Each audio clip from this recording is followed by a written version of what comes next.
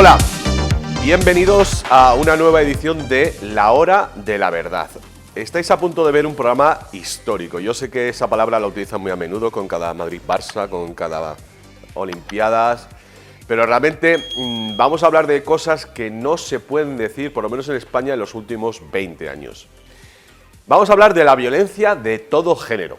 Y para ello, para diseccionar qué está pasando en esta sociedad, en la sociedad cristiana occidental, me he traído al señor Carlos Hernández, que es un perito judicial en criminología forense, ya con 6 años de experiencia, o sea que te llaman básicamente de los jueces y los juzgados a dar, bueno, tu opinión como profesional, ¿no? Estoy dado de alta en el Colegio de Peritos y soy doctor en criminología por la American Andrew University y desde luego pues no solamente por una vocación de criminología, sino también de seguridad. Muy bien, y a mi izquierda tengo a Luis Coleto, que ya conocéis, profesor de filosofía, articulista del Correo de Madrid y, bueno, pues un estudioso también, aparte de muchas otras cosas, de la cultura popular. Y quería empezar contigo preguntándote cuál es el concepto de violencia, porque se utiliza mucho esa palabra, pero ¿qué es para ti la violencia? Pues una forma de obtener, por ejemplo, un beneficio de forma no pacífica, por ejemplo. Un beneficio, una rentabilidad, es una estrategia. Bueno, pues os voy a decir lo que dice el diccionario, que esto es importante siempre definir los conceptos. Violencia, una de las acepciones que da es uso de la fuerza para conseguir un fin, como dice Luis, especialmente para dominar a alguien o imponer algo. Pero como cualidad de violento, es más interesante todavía, porque se habla de que la violencia es cuando está fuera de su natural estado, situación o modo. Es decir, cuando algo está fuera de su natural, es algo que tenemos la palabra violento, es una situación violenta, embarazosa, ¿no? Lo cual también es interesante porque luego vamos a empezar a matizar cuando lleguemos a ese gran tabú que es el de la violencia de género. Pero bueno, tú me has dicho que tienes 41 años. Luis, tú nunca me has dicho cuántos años tienes. 43. 43, bueno, sois más o menos de la misma quinta, yo tengo 7 años más que tú. A ver, en vuestra vida adulta, ¿qué visión tenéis de los crímenes, evidentemente tu visión profesional, en España en los últimos 30 años? Empezamos con Carlos. Bueno, pues... Y lo que conozcas, digamos, del siglo XX también, ¿no? Estábamos hablando antes de Jarabo, por ejemplo, que fue un criminal en serie muy famoso en los años 50, ¿no? ¿Cómo crees que ha sido la evolución del crimen? Un asesinato múltiple. Pues sí. La evolución, lo mismo que la sociedad, porque los crímenes evolucionan de la misma manera que evoluciona la sociedad. Y según el tiempo en que se vive o el prisma de la época en que nosotros visionamos la historiografía de los crímenes en España, encontramos diferentes formas de matar y diferentes formas de ejercer la violencia. También, tiene una influencia lógicamente también cultural. Pues hay crímenes que se inspiran como por ejemplo los asesinatos del rol, ¿no?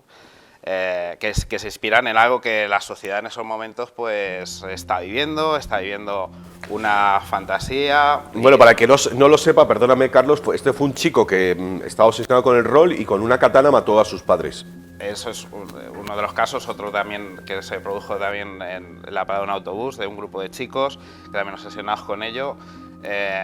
Pues con esto lo que tenemos es que muchos criminales se inspiran en actos que copian, ya sea incluso viendo películas de vaqueros, puede haber asesinatos inspirados en ello, o también películas de espionaje. Curiosamente, ¿no? Cuando estábamos comentando de Jarabo, Jarabo sí que llega porque él es un asesino que tiene mundo y él logra, aunque luego comete varios fallos, pero logra borrar sus huellas del timbre de llamada y del ascensor. Y en ese sentido, pues es curioso, ¿no? Que lo mismo que van evolucionando los crímenes con la sociedad, pues nos encontramos cada vez esa similitud entre evolución social y evolución criminal. También tenemos muchas novelas de crímenes, ¿no? De todo esto de Sherlock Holmes, ¿no? De averiguar, eso es en el siglo XIX. Y curiosamente, Curiosamente, cuando se ponen de moda esas novelas a finales del siglo XIX, Sherlock Holmes, ¿correcto? Es cuando aparece Jack el Destripador, por ejemplo, que fue aquel criminal que por cierto, mataba específicamente mujeres. Luego iremos ahí, pero bueno, me he metido yo en un jardín mismo. Pero fíjate que eso sí que podría ser un crimen de odio. Porque ese hombre, y tú sabes también que hay criminales especializados en matar a prostitutas, que tienen una especie de odio a la mujer, ¿no? Efectivamente, es también el crimen a prostitutas. Las prostitutas son víctimas de alto riesgo, porque, bueno, por sus circunstancias, pues no tienen una vigilancia específica. Tienen que convivir a altas horas de la noche, tienen que estar a altas horas de la noche. Es decir, se convierten en una Y víctima el ambiente en el que están. Efectivamente, ¿no? Y que tienen que estar a solas con un caballero, etc. Y la discreción. O sea, quizá a lo mejor encontramos que en los crímenes de prostitutas, una de las cosas que nos encontramos es que se suelen, pues se encuentran con otras personas en unas circunstancias en que nadie sabe que en ese momento están con el posible asesino. Luis, que encuentras una correlación, primero, bueno, ¿cuál es tu visión sobre el cine en los últimos 40 años, el nivel de violencia que emiten las películas? Pues, Sam Peckinpah, Perros de paja. obra maestra, Grupo Salvaje. Grupo Salvaje. Es un antes y un después, ¿no? Se ha estilizado seguramente. Creo que en algún programa hablamos de Tarantino, ¿no?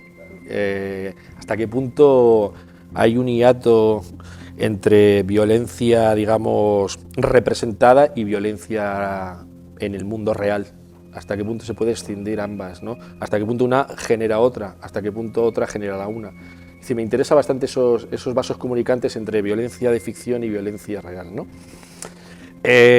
Por ver mucho cine de Tarantino, de Peckinpah, ¿vas a ser una persona más violenta o seguramente sea lo contrario, sea un mecanismo de defensa, sea una forma de exorcizar todo eso, ¿no? Pero, por ejemplo, tenemos una gran cantidad de series en los últimos años sobre asesinos psicópatas. A ver, es que yo no veo, la verdad es que voy a pocas series, ¿no? Pero hay unas cuantas, no sé si era El Mentalista, y unas cuantas de... Dexter, ese. Y luego películas. Mindhunter, que se meten en la mente de un asesino, digamos, frío y calculador, ¿no? Tú como criminólogo crees que esas películas evidentemente están asesoradas por gente que sabe, ¿no? Efectivamente, incluso teniendo una misión de todas estas, incluimos CSI, porque hablamos de CSI, lógicamente mi deber es decir que CSI no es criminología, CSI es criminalística, ¿vale? ¿Cuál es la diferencia? Y mentes criminales. Yo siempre hago a mis alumnos, siempre les digo lo mismo, ¿no? CSI no es criminología, es criminalística, es decir, la parte científica de las diferentes pruebas forenses para lograr cómo se hizo. Y la criminología lo que trata de saber es la ciencia del comportamiento, de la conducta, para saber las motivaciones que llevan a un asesino a cometer el crimen. Pero el caso es que una de las preguntas que hacen, pues el hecho de ver pues series de tipo violento, de películas en el que sale alto contenido violento, ¿eso puede influir o puede volver a una persona mentalmente equilibrada un asesino? La prueba tenemos que no, porque claro, millones de personas ven películas de Tarantino, etcétera, y no se convierten en asesinos, ni en asesinos en serie, ni en psicópatas, ni en gente violenta. Lo que sí que puede ser es que para una persona que ya tenga algún tipo de trastorno, ya sea de personalidad o bien que tenga pues, o alguna enfermedad mental, se puede inspirar en esas películas para cometer el crimen.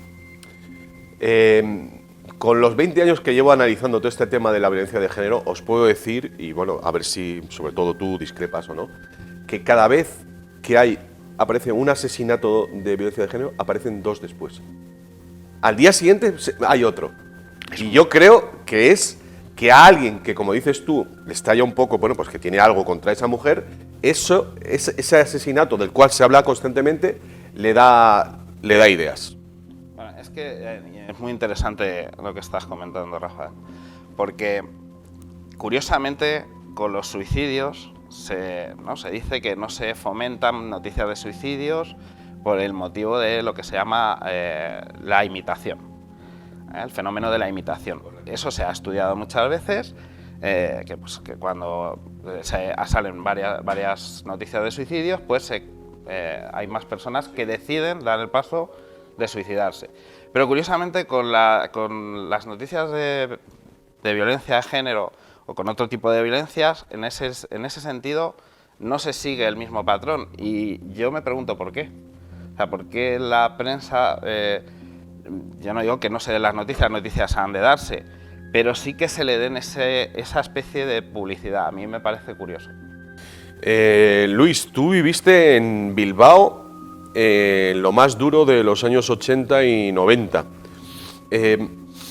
Yo siempre me he preguntado, en esa época que había el terrorismo de ETA, que también podemos analizarlo, ¿había menos crímenes, digamos, de la calle que los que podía haber en Madrid por la época de los yonkis? ¿O convivían las dos cosas? Convivían las dos cosas perfectamente. Yo creo que sí ha habido un lugar donde la heroína se introdujo y se extendió masivamente, fue en el País Vasco, ¿no? ¿Pero eran yonkis que también mataban por conseguir la dosis? Lo que quiero decir es que si el crimen estaba circunscrito, o sea, que acaparaba todo eso ETA. Digamos que de alguna manera el terror de ETA, el terror de esta banda asesina, de alguna manera sofocaba otras violencias, las difuminaba. Pero es evidente, todos los que hemos vivido la vida de los John Carras en el País Vasco sabemos que robaban para meterse un pico. Yo no sé si habéis visto una entrevista fantástica de Jordi Évole hace como 4 años a Iñaki de Rentería, que fue pues un asesino de ETA y que arrepentido, me acuerdo que paseaban por ahí por un bosque y decía que él se metió en ETA, empezó a hacer asesinatos porque eso le daba más posibilidades de ligar. O sea, le daba un aura de... O sea, y aquí ya no nos metemos en el tema. O sea, uno se puede meter en algo... Bueno, los de Al-Qaeda, muchos hombres se meten ahí porque les han dicho que en la otra vida les van a tener 100 uríes para cada uno. Macho alfa, cópula diaria, ¿no? Es decir, efectivamente, es muy interesante. En criminología hay un umbral, ¿no? Cuando un asesino fantasea o un futuro asesino fantasea con matar y luego cruzar el umbral de matar. Cuando un asesino se decide a ejecutar el acto, a matar, adquiere como una especie de superioridad, puede decidir si una persona vive o muere. Y eso en muchas ocasiones, y sobre todo en los asesinos psicópatas, que tienen un componente muy importante de narcisismo, eso le pone como en un estatus superior a los demás. Y eso es lo que hace en ocasiones que vuelva a repetir para volverse a sentir con esa superioridad, con ese poder. Hay también un dicho con respecto al terrorismo, ¿no? Hay terroristas a lo mejor que matan por convicción de las ideas terroristas, pero también hay asesinos que dicen ser terroristas porque matan, que sería otra... Para autojustificarse. Exactamente, para justificar y para darle una legitimación a los asesinatos que... Estamos entrando en un terreno muy, muy interesante para mí. Yo creo que pocas veces se ha hablado de estas cosas. Hay algún criminólogo por ahí, hay un tipo muy bueno. Pero bueno, yo creo que vamos a hacer una pequeña pausa y para dejaros un poco con la intriga y nos vamos a meter a esta segunda y habrá una tercera, espacio y yo creo que esto va a ir para arriba. Así que esperaos unos segunditos que vamos a poner ahí unos pantallazos y entramos con la segunda parte. Hasta ahora.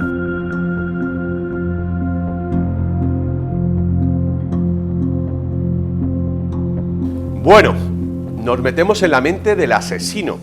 Yo creo que ha quedado claro que digamos, la parte violenta existe en el ser humano, es una pulsión natural, inherente, como tienen todas las especies animales, ¿no? ¿Correcto, Carlos? Sí, efectivamente. Y ahora pues vamos a meternos en ver por qué una persona decide matar a otra. Yo tengo que confesar, y no sé los que me estáis viendo, aunque pueda pareceros una burrada, acordaos si alguna vez habéis deseado matar a alguien. Yo particularmente sí. Y si tengo que decir el por qué, es porque alguien que te está fastidiando tanto que te está intentando anular. O sea que, a ver, el mío no ha sido un deseo, digamos, pero sí me ha venido a la cabeza. O sea, bueno, y de hecho mucha gente dice, no, es que le mataría. O no se dice eso.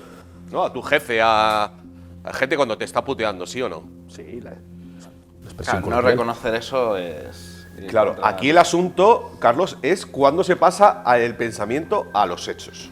De las musas al teatro. Eso es, pues está, lógicamente en una mente equilibrada, y por eso somos personas racionales.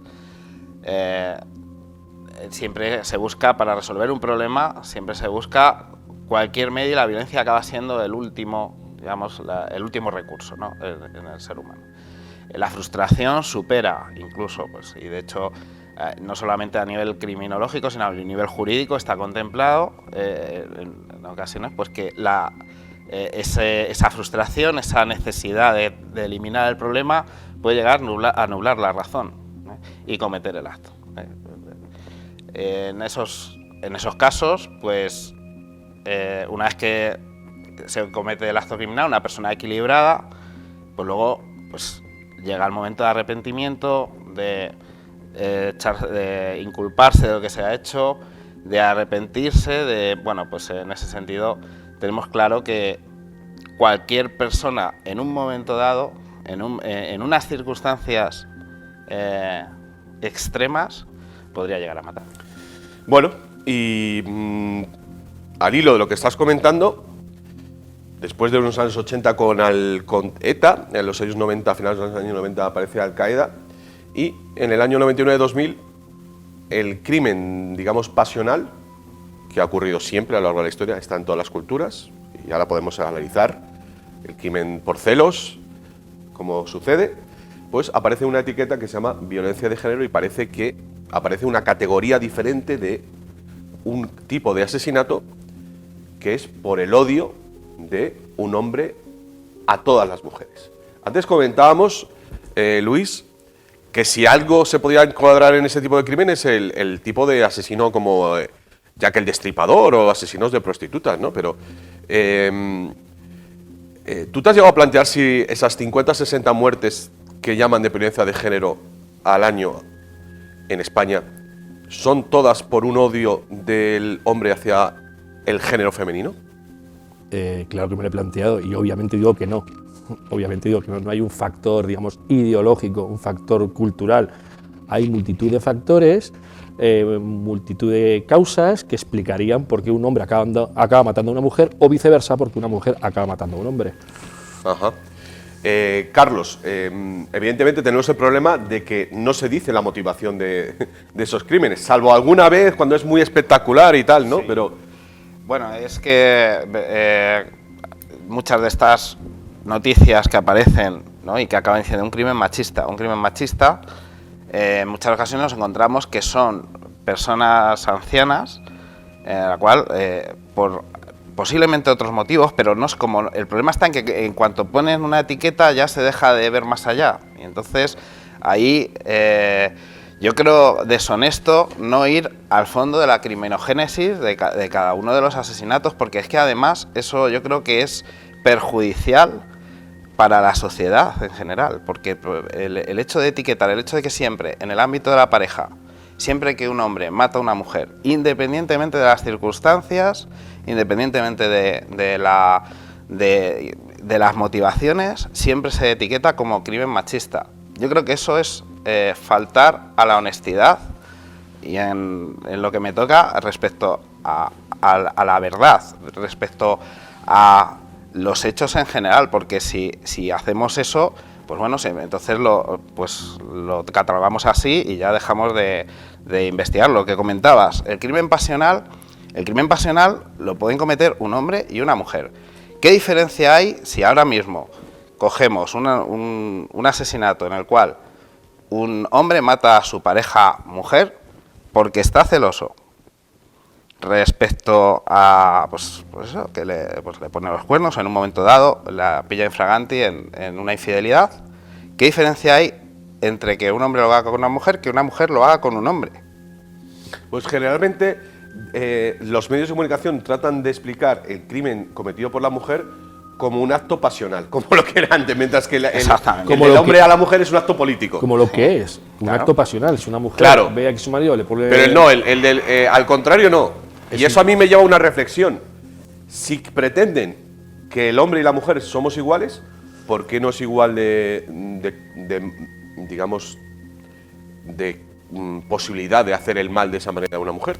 O sea, negarle la posibilidad, digamos, de que una mujer Es que tenga celos, por ejemplo. Entre las múltiples aberraciones de la ley de violencia de género, que ahora se van a cumplir tristemente 15 años, está lo que ha dicho Carlos, que niega la subjetividad de cada caso y la complejidad de cada caso, ¿vale? Entonces lo que hace es escamotear parcelas de la verdadera realidad, que es que el mundo es complejo. Entonces, entre las múltiples aberraciones es que simplifica mucho la realidad. Y otra de las grandes aberraciones, entre otras, es que asume deliberadamente negar el factor, digamos, biológico. O sea, hombres y mujeres somos afortunadamente diferentes y actuamos de forma diferentes y reaccionamos ante una infidelidad, ante un engaño, de forma muy variada. Entonces, quiero decir, el problema es, por favor, es muy complejo y no puedes, digamos, de alguna manera volver el mundo tan maniqueo entre blancos y negros, la gama de grises es muy variada. Quiero decir que es que este asunto no es una cuestión, digamos, tan tajante, es un asunto escurridizo. Hay un asunto que es totalmente tabú, Carlos, que es la situación en la que se quedan los hombres después de un divorcio por culpa de la ley de violencia de género. Yo hace ya muchos años que conocí que había muchos hombres viviendo en caravanas porque habían perdido la casa. Encima tenían que estar siguiendo dando dinero a su pareja, a su expareja, cuando ahora ya vivía con otra pareja. Por lo visto había una sentencia del Tribunal Supremo diciendo que eso ya no es legal. Pero claro, la situación en la que se queda de desamparo de un hombre, el odio que tiene a esa mujer que se deja sin nada, ¿no podría ser alguna de las causas de los crímenes? Y además, voy a citar porque hay una entrevista pública del doctor Gaona, el psiquiatra forense, con Iker Jiménez, ¿no? Exactamente, que dice, qué casualidad que muchas de las personas que son acusadas por violencia de género, qué casualidad que están en periodo de separación, de divorcio, o están atravesando un problema de custodia con los hijos.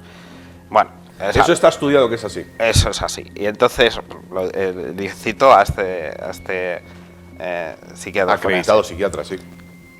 Otra criminóloga, Ana Belén López, también comenta que cuando nosotros recibimos una noticia, sale una noticia en el periódico de que un hombre ha matado a una mujer, crimen machista, ¿qué sabemos de la situación real de esa pareja?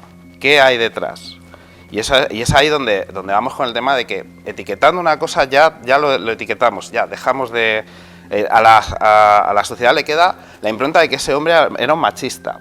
Y a lo mejor luego vamos más allá o sabemos un poco más, y el machismo es una actitud, y si tú tienes una actitud machista, eres machista de todo el tiempo que estás con esa pareja. Y luego muchas personas desmienten que tuviera una actitud machista. Entonces, ¿un crimen machista simplemente por el hecho de que comete el acto criminal con su pareja o expareja? Habría que ver otro tipo, a lo mejor... Por ejemplo, preguntar a la madre de ese asesino, a las hermanas, a las primas, porque fijaos que nunca jamás entrevistan a la familia del asesino. Y lo van a hacer.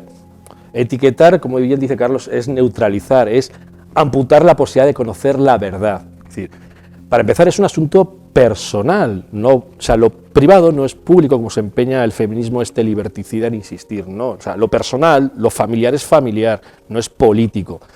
Y luego hay un asunto fundamental, es decir, cuando un varón se encuentra en una situación de pura desesperación, cuando un hombre se encuentra en una situación de humillación sistemática por parte de este sistema judicial absolutamente aberrante, sentencia de la Arandina y tantas sentencias, entonces llega un momento en el que cualquier opción es probable. Cualquier opción. Que no tienes nada que perder. No tienes nada que perder. Es una humillación sistemática, continua. Y dices, vale.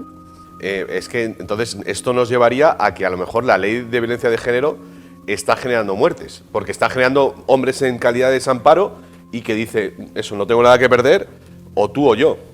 Claro, llegamos a la parte que hemos comentado antes, que es cuando a una persona no le queda otro recurso, cuando está, lógicamente, nada puede justificar un crimen, hasta ahí tenemos que estar de acuerdo, pero sí que se ponen a personas al límite, y una persona al límite pues puede llegar a cometer un acto indeseable. Una preguntita corta, Luis, que ahora vamos a cambiar de bloque, pero simplemente, ¿tú te has llegado a plantear si la ley de violencia de género pretende realmente, en realidad, que haya muertes? La ley violencia. ¿Para seguir alimentando los chiringuitos? Por supuesto, la ley de violencia de género, cuando uno lo lee la ley detenidamente, uno de sus propósitos es multiplicar por cientos y cientos y cientos de veces los chiringuitos. Es decir, es una cuestión de pasta. Follow the money, sigue el rastro de la pasta, eso es clave. Sí, pero tiene un propósito sobre todo de dividirnos, de destrucción. Bueno, pues unos segunditos y vamos al tercer bloque y ahora vamos a tener una mujer y vamos a hablar de la capacidad de hacer el mal de la mujer. Fijaos si estamos diciendo, esperemos que no haya ningún censor que haya llegado hasta aquí porque entonces nos fulminan el vídeo, pero vamos allá, venga.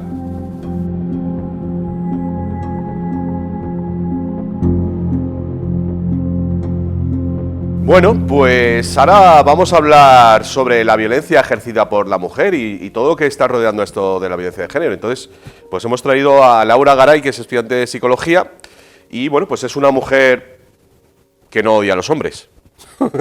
¿Tú qué piensas cuando ves estos vídeos ahí en Chile, esta performance del violador eres tú? ¿Qué piensas? Es la tú como mujer. definición perfecta de vergüenza ajena.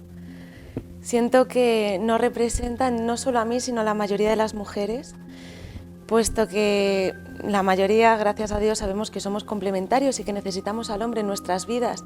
Entonces ellas intentan crear una versión del hombre violador, opresor, que no les permite vivir, cuando se ha demostrado a lo largo de la historia que es todo lo contrario. ¿Y qué crees que impacto puede tener este tipo de performance y de informaciones repetitivas y paranoicas en las chicas más jóvenes? Pues comerles el coco, que le cojan asco a sus amigos, sus compañeros de clase, que a lo mejor los empiecen a tratar como seres inferiores, porque ven que el Estado las ampara como un ser de luz, que son ellas las que siempre tienen la razón, las buenas. Y fíjate que al mismo tiempo que se programa todo esto, se induce a las chicas cada vez más jóvenes a tener una vida sexual muy promiscua. Sí. Que nos lleva a casos como el de la Arandina, ¿no? Por ejemplo, una chavala de 15 años que se está exhibiendo sexualmente en las redes, que quiere montarse una orgía con los famosos del pueblo, que son los futbolistas, y luego se arrepiente, ¿no? Sí. O sea, es una dualidad, ¿no? De que sin el hombre pero con el hombre, o con el hombre pero sin el hombre, ¿no? Es como yo controlo y yo tengo el derecho de ser todo lo promiscua que quiera, hacer las guarradas que quiera, pero en el momento que alguien me pueda ofender a mí o echarme en cara ese comportamiento, yo voy a acusar al hombre como un violador, como que en verdad yo no quería. Él me ha obligado a tener esa actitud reprochable. Porque tienes la ley de tu parte. Por supuesto. Claro. Carlos, algunos de los crímenes... Mira, no nos vamos a ir muy lejos. En esta misma semana, cuando estamos grabando esto, que es un poquito antes de Navidad, aunque no sé cuándo se emitirá, ha habido una mujer de Gerona que ha matado a sus 2 hijos y luego se ha suicidado en una carretera. Y ayer mismo, ya no me acuerdo dónde ha sido, ha habido otra mujer que ha matado a sus hijos. Y la manera en la cual presentan estos casos en la prensa es: ha muerto y luego ya se ha suicidado. Y no dice que la ha matado a ella. Es tremendo, ¿no?, como están desinformando. Incluso a veces se ha querido introducir el concepto, lo que pasa es que yo creo que también, a lo mejor, o no sé si por vergüenza tal, el concepto de suicidio ampliado.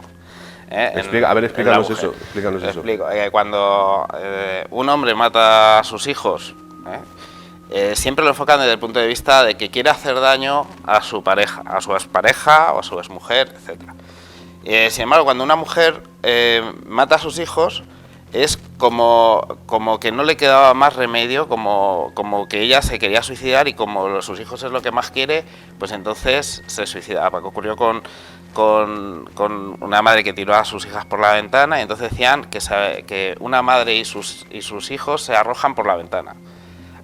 Y una de Valencia, ¿no os acordáis? Una hippie que vivía por ahí en una casa abandonada, las mató, y entonces teniendo una enfermedad transitoria mental. Efectivamente. Entonces, claro, estamos un poco ante la banalidad de Hannah Arendt, del mal, pero solo para una parte, solo para, pues eso desde el punto de vista criminológico es deshonesto. Lo digo clarísimamente. No podemos atribuir una misma causa criminogénica, diferenciarla por el sexo de la persona o del autor del crimen. Eso es totalmente absurdo. En ese caso, si se busca, pues si se da por finalizada una investigación en la cual una persona tiene un problema mental y acaba matando a sus hijos, pues que se haga de la misma manera el hombre y la mujer. Lo que no puede ser es que si es el hombre, es que lo ha hecho para hacer daño a su mujer o su exmujer, como el caso de las quemadillas, en el cual, pues, el caso en el que José Bretón mata a sus hijos y dejan claro, según la investigación, que lo hace para hacer daño a su exmujer, ¿no? Pero si llegamos a las conclusiones, que sea por el hecho criminogénico, no por el hecho del sexo de la persona que los comete. Bueno, en los últimos años, que está cambiando mucho la sociedad, y bueno, de eso hablamos un poco con Luis Coleto, al hilo de lo que sucede en las películas, ha habido crímenes protagonizados por niñas muy jóvenes. Entre ellos, hace unos días, una niña de 14 años que apuñala a otra de 13, y acordaos aquel crimen tan famoso de dos niñas de San Fernando, Cádiz, que matan a una amiga, y en los dos casos por celos. ¿Tú ves que esto está sucediendo? O sea, no sé si te relacionas con este tipo de niñas, pero ¿consideras que se están volviendo más violentas las mujeres?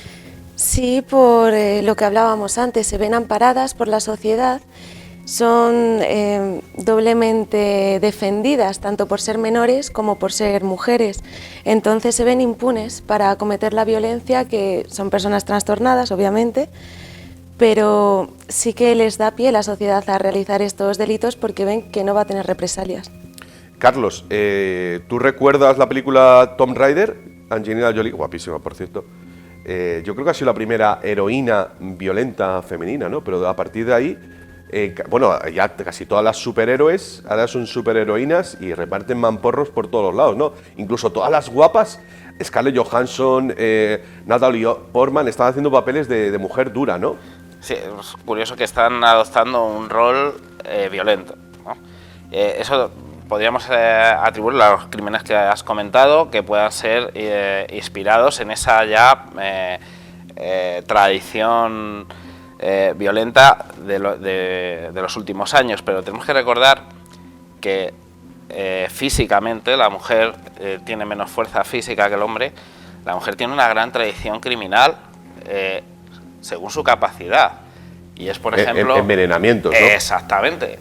Si no podía, o de envenenamientos, o de instigar o manipular a un tercero para que mate a otra persona, que eso lo hemos visto muchísimas veces. Bueno, tenemos un caso ahora mismo, perdóname que no me haya preparado también la entrevista con los nombres, pero hace poco, seguramente tú te acordarás, me parece que ha sido, no sé si en Zaragoza, en Cataluña, una venezolana muy guapa que trabajaba colaborando con otro y seducían a un tipo por internet.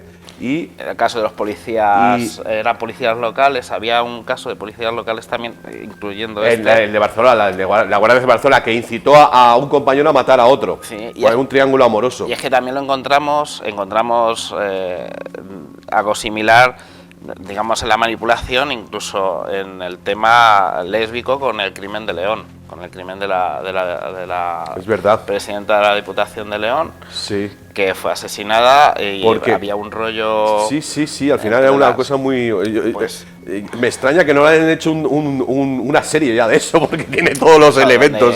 Donde se... la hay, sí, me dicen por ahí que... Eso. Sí, Carrasco, o sea, sí, claro, sí. Donde se especulaba con eso, es decir, el hecho de utilizar la violencia del hombre y la mujer para cometer un crimen se ha hecho conforme también a las capacidades de las personas y del sexo de la persona para llevarlo a fin. O sea, que celos, venganza, estamos hablando de las mismas condiciones en el hombre y la mujer, lo que pasa a lo mejor lo lleva a cabo de otra manera. Acordaos, Laura, del crimen del pajarito, del niño este de Almería, de Julia Quezada, dominicana, que ya había matado a otro y se había salido de rositas, porque cada vez que una mujer mata parece que no la juzgan, y que se está intentando que le cambien la pena después de haber asesinado al niño. ¿Tú qué opinas de ese tipo de cosas? Pues es bochornoso, es vergonzoso, es defender lo indefendible y justificar una aberración. Se vio también en Argentina el caso de una chica de 19 años que asesinó a sangre fría a su novio, todo muy premeditado. Le impusieron la cadena perpetua y estaban las feministas pidiendo su liberación. Una cosa horrible. Sí, parece que hay una doble vara para medir unos y otros crímenes. Sí, hemos pasado, ¿no? Es algo de contraste, de hace unos años, de que una mujer, si el marido le pegaba, era por el que había hecho algo. Hemos pasado de eso hay que si es ella la que en algunos casos comete un asesinato con su pareja o expareja, es que la tenía ya puesta hasta el límite y lo ha hecho por defenderse o por defensa propia incluso. Ahí es donde voy. Con el tema de las etiquetas nos creamos nosotros mismos un problema como sociedad. Pero claro, ¿qué vamos a esperar cuando hay una vicepresidenta del gobierno que dice que a una mujer hay que creerle sí o sí? O que todo hombre lleva un violador en potencia, que se está diciendo el violador eres tú. O sea, realmente estamos viviendo una época absolutamente irracional en la cual de alguna manera, primero con la paranoia esta de que todos los hombres odiamos a las mujeres y con la exageración, la repetición constante de estos crímenes, que claro, cuando están repitiendo constantemente parece que son 50.000 en lugar de 50, ¿no? Y hablamos antes de cámara que, o sea, antes de entrar en el directo, que el porcentaje de criminalidad del varón frente a la mujer en España es de los más bajos de Europa. Sí, curiosamente es que al año se cometen entre 50 y 60 crímenes que se denominan machistas en España y se crea un Instituto de la Igualdad. Pues hombre, tenemos problemas muchísimos, que no digo que sea, esa cifra debería ser cero, lógicamente, eso es lo que tenemos que entender como sociedad. Pero se crea ese ministerio y luego tenemos problemas como por ejemplo los suicidios o como los accidentes de trabajo, en los cuales encontramos que la cifra, si lo vemos por sexos, es muchísimo mayor. De cada 4 suicidios en España, 3 se suicidan, 3 de las personas que se suicidan son hombres. Hablábamos que muchos de ellos se pueden deber a la ley de violencia de género. Podría ser, lógicamente, habría que estudiar eso, que luego... Y después, con los suicidios no se tapa, se escurre, no hay ningún tipo de organismo oficial que realmente, ¿no?, y esté tratando de ayudar a estas personas, y encontramos esto. Lo que yo no entiendo como persona de ciencia es que con las emociones, o sea, cuando las emociones entran y en la criminología, cuando las emociones entran en las investigaciones sobre hechos de este tipo, luego la ciencia sale por la ventana. Luego no estamos hablando de algo racional, empírico y científico, sino que estamos hablando de una histeria colectiva, se puede definir así. No podemos hacer de esto, por ejemplo, cuando estamos hablando del baile del violador eres tú, ¿a quién se refieren con el violador eres tú? Se están refiriendo a los hombres, a todos los hombres, a los heteros. No, el violador es la persona que viola. Claro. Ni más ni menos. Si hay millones de hombres que no violan, generalizando en base a una ideología. Se está polarizando y se está culpando a un sexo de un tipo de crímenes, y eso no es criminológicamente aceptable. Bueno, pues ya que estamos rompiendo tabús, vamos a romper el último tabú. Esperemos que no hayan llegado los malos a este punto del vídeo. Porque, bueno, ya que tenemos una mujer aquí, vamos a comentar las cifras que otra mujer española está dando después de recopilar todos los crímenes que han sucedido en este 2019 que acaba. Si lo veis ya el año 2020, pues seguramente, lamentablemente, empezarán a ver la misma estadística, porque es que realmente estamos ante una tendencia, que es, bueno, pues que hay muchos más criminales extranjeros en España que españoles, lo cual es un absurdo, porque si los inmigrantes son un 10% de la población, pues debería ser al contrario, ¿no? Y las cifras que Noelia ha recopilado a lo largo de, insisto, recopilar diariamente, dato tras dato, información tras información, gracias a los periódicos locales, porque no lo están dando los periódicos nacionales, es que de los detenidos en busca por este tipo de crímenes, 1.322, 678, estamos hablando de crímenes de género, violaciones en manada, 678 son extranjeros, 164 españoles, y 481 de una nacionalidad desconocida, seguramente porque o son nacionalizados o son directamente extranjeros. A ti como española, ¿te parece importante, interesante saber, desde el punto de vista de tu seguridad, saber qué tipo de nacionalidades cometen los asesinatos, las violaciones? Sí, por supuesto que me interesa y me parece muy significativo que siendo un 10%, como se dice que es la inmigración, cometa la mayoría de los crímenes. Además, tengo entendido que cuando de Trastámara hace la lista, aquellos crímenes en los cuales no aparece la nacionalidad los deja un poco a la espera. Ninguno se confirma como nacionalidad española, todos los que se acaban verificando son extranjeros. Entonces, ¿esto a qué se debe? ¿Quién nos está metiendo esto aquí? Porque la mayoría de las violaciones proceden de extranjeros y no tienen las condenas que tienen los españoles. Ya se ha hablado antes del caso de Arandina, 38 años por montarse una orgía con una chica de casi 16 años. Y en cambio, cuando cogió el hombre de nacionalidad marroquí y violó a la niña de 12 años en Bilbao, me parece que fue, ¿cuánto le cayeron? 10 años de prisión por violar durante 45 minutos a una niña de todas las maneras más salvajes. Es muy curioso porque estás hablando de la nacionalidad desconocida, pero hay algunos que se dan como españoles y luego, a poco que te fijes en los nombres de Johnny no sé cuántos, pues te das cuenta de que son nacionalizados. Y eso es importante porque, desde el punto de vista de lo que llaman, vamos a seguir así con esto de la violencia de género, podría explicar de alguna manera muchos de esos crímenes, porque fijaos que el concepto de violencia de género comienza en el año 2000, justo el momento en el que la inmigración llega con más fuerza. Y claro, estamos hablando de sociedades, por ejemplo, la caribeña, que son muy pasionales, todo lo conocemos, donde está todo el reggaetón y las... A ver, es así, y donde seguramente ese tipo de crimen era más habitual que en España. Entonces, esa intromisión, esa introducción de elementos foráneos hace que luego las estadísticas de españoles que matan se vean pervertidas y nos acaban echando las culpas a nosotros de un fenómeno que a lo mejor está más relacionado con la inmigración. Hay que tener en cuenta aquí, me parece, dos factores, tanto la cultura más permisiva sexualmente de los países hispanoamericanos con respecto a la sociedad europea, como que la sociedad islámica no tiene prohibido la violación a las mujeres no musulmanas.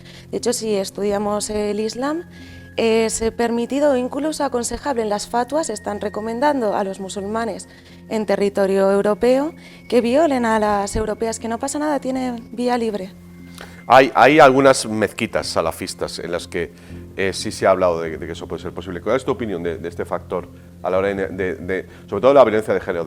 Claro, yo no fuera de juzgar lo que se hace, pero sí que como criminólogo yo lo que veo es que si equivocamos el diagnóstico difícilmente vamos a poder armar una solución. Es decir, si tenemos un problema y ese problema existe con una cultura en concreto, con algún tipo de forma de entender las relaciones sexuales, si nos dedicamos a taparlo, a justificarlo y a hacer como que no existe, pues esto irá más y nos seguiremos teniendo el problema o de forma perpetua o nos estallará en la cara.